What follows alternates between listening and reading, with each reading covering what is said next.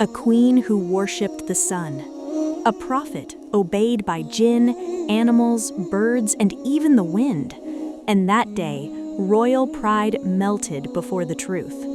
Assalamu alaikum wa rahmatullah. This is not just a story, it is a tale of faith, wisdom, and guidance which Allah has placed in the Quran for mankind to ponder. Today we will learn how power, wisdom, and pride are forced to bow before the truth.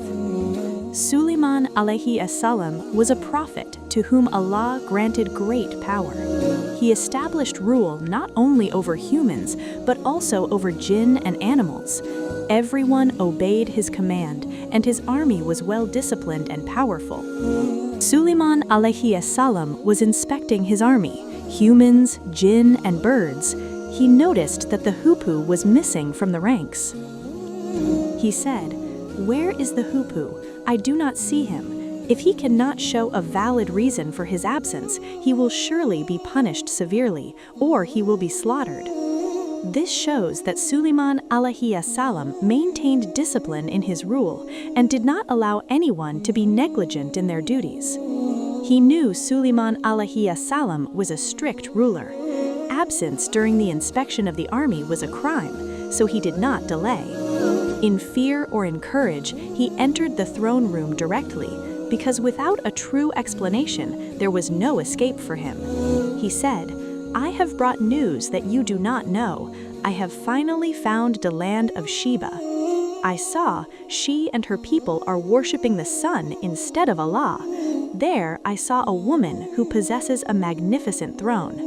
Satan has misled them so much that their actions seem beautiful to them, and thus they have not found the right path." After hearing the hoopoe, Sulaiman alayhi as-salam said, "Let us see if you are telling the truth or if you are lying." Then he said, "Take this letter and deliver it to them, then see what their reaction is." After the hoopoe delivered the letter, Queen Bilqis received it in her hand. "O my counsel, an honorable letter has reached me." She was astonished after receiving the letter, because it was not from an ordinary king or a neighboring ruler. She called her council and generals. Then she revealed the contents of the letter before the council. The letter is from Sulaiman, and it begins, "In the name of Allah, the most gracious, the most merciful." The letter says, "Do not be arrogant against me. Rather, come to me in submission. O my counsel, advise me on this matter. I do not make any decision without your presence." Then the general said, "We are strong and fierce warriors, but the decision is yours." She said, "Indeed, when kings enter a city, they ruin it and humiliate its noble people, and that is what they do." After making her decision, Queen Bilqis ordered, "I will send a gift to them, then I will see what answer my envoys bring back." Then the queen's envoys set out with the gift towards the kingdom of Sulaiman alayhi as-salam. On the way, they felt the presence of such a disciplined and formidable power, the likes of which they had never seen before. Sulaiman alayhi as-salam said, "Do you wish to help me with wealth? What Allah has given me is better than all that He has given you." The envoys returned and told everything to Queen Bilqis. "We have seen such power and rule with which our strength cannot be compared." After hearing this, silence fell within the council. No one spoke of war anymore, because they had understood. In this situation, Queen Bilqis realized this matter would no longer be resolved through envoys or gifts. She understood war would bring destruction, gifts did not work, and it was not possible to deal with this ruler from a distance. So she decided it was necessary to go and see the reality herself. This time, no more envoys, no more gifts, a queen herself is going. Before a ruler whose power she had not yet fully understood, she entered an environment where rule and discipline were clearly felt. Sulaiman alayhi as-salam said, "O my counsel, which of you can bring her throne to me before they come to me in submission?" A powerful jinn said, I will bring it to you before you rise from your place."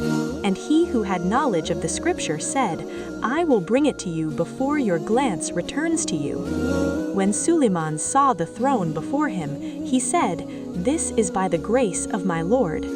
Then Sulaiman alayhi salam ordered, "Disguise her throne for her. Let us see whether she will be guided or not." Then, when the queen arrived, she was asked, "Is your throne like this?" She said, "It is as though it were it." She was told, "Enter the palace." When she saw it, she thought it was a pool of water, so she tucked up her skirt. It was said, "It is a palace paved smooth with glass." When Queen Bilqis saw the power of Sulaiman, saw the miraculous sight of the glass palace, and found her throne present before her, she realized this was no ordinary royal power. It was the power of prophethood and wisdom given by Allah. At that moment, the veil over her heart was removed. Then Queen Bilqis had no more doubts. The truth became clear to her. She bowed her head and said, "O my Lord, I have indeed wronged myself. Today I surrender with Sulaiman to Allah, the Lord of all the worlds." This was the declaration not of an arrogant queen, but of a guided believer. Queen Bilqis proved, to find guidance, one doesn't have to leave the throne, one must leave pride. To get more such living stories and teachings from the Quran, stay with Islam's bright way.